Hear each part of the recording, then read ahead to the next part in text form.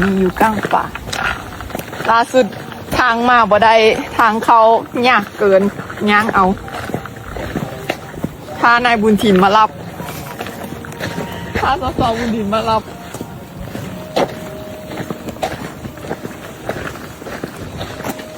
มื้อนี้มากกอกเนาะเขามาตามคอมเมนต์เนาะแล้วมื้อ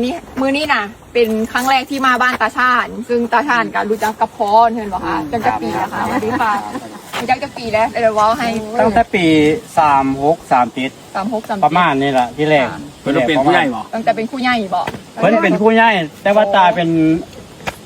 ผู้ใหญ่บ้านตอนตั้งแต่ตาเป็นผู้ใหญ่บ้านผู้ใหญ่บ้านปลาไม้ได้ปลาไม้อันเพิ่นน่ะเป็นผู้ใหญ่อยู่บ้านปลาไม้พอไปโลดบ้านโกโก้นี่พอไพโรจน์ไพโรจน์อาจารย์ไพโรจน์ตะกี้เพิ่นเป็นอาจารย์ท่านได้เป็นผออาจารย์ผู้ใหญ่เป็นผู้ใหญ่เป็นผู้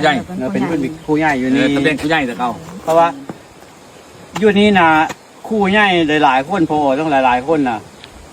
มาเลยเป็นพออยู่บ้านกกอกต้องผ่านกูก็ก่อนนะครับต้องผ่านกูก็จะได้เป็นครูจะได้เป็นอันพอได้มาเป็นอาจารย์ใหญ่อยู่แถวนี้อาจารย์ไพโรจน์อาจารย์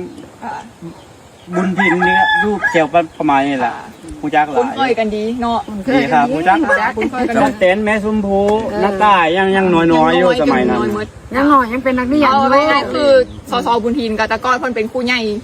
แถวบ้านปลาไม้แต่ว่าคุ้นเคยกันดีแถวกกอกเฮาแถวตำบลกกตูมเฮาทั้งมืดเนาะค่ะเคยมากินข้าวกินน้ำเยอะก็ได้ฝาก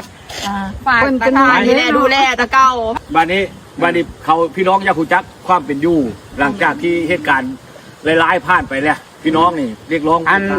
โซงนี้นะบ่โซงนี้นะเรื่องนั้นนะตาละไม่เว้าเขาฟังเพราะว่ามันอยู่ในกระบวนการและขั้นตอนชีวิตเดี๋ยวนี้เราเบื้องไปลึงไปขอให้ทุกฝ่ายดีก็พ่อทำความดีก็พ่อเรื่องเล่าไปเลยก็เข้านะคุณจ้าแก้ใจเจ้าของมันเป็นเรื่องเป็นเรื่องก็คุณจ้าแก้ใจเจ้าของเจ้าของนั้นมีเว้าถึงเรื่องทุกผ่านมาแล้วนั้นคือมันผ่านมาแล้วก็คือผ่านไปแต่ตั้งต่อเอามือหน้าต่อไปว่าห้าละเอ็ดเปิดจังละอยู่ดีกินดีจังละมีนาอยู่ในกินเลี้ยงควบคู่เฮาความคืดแต่มีเท่านั้นกูมือดิเป็นไงล่ะชีวิตดินักทานเฮ็ดยังเนี่ยค่ะนี้อันนี้เราเบิ่งโซนลงปลาหมื่นโตน่ะโอ้กำลังเฮ็ดมองเกือปลาน่ะเลี้ยงหมูเนาะเอาปลาเน่นมาลงแบบเศรษฐกิจพอเพียงเนาะแล้วก็หวานกับลงปลาดุกแล้วก็ไอ้ส่วนหวายเด้อFC ยักมาเยี่ยมคือเก้าต้อนรับคือเก้าเด้อ FC ยักมาเยี่ยมนั่นมีกายกับเขาก็มาอยู่ได้แน่อยู่นาพ่อหวานกับมาเนาะ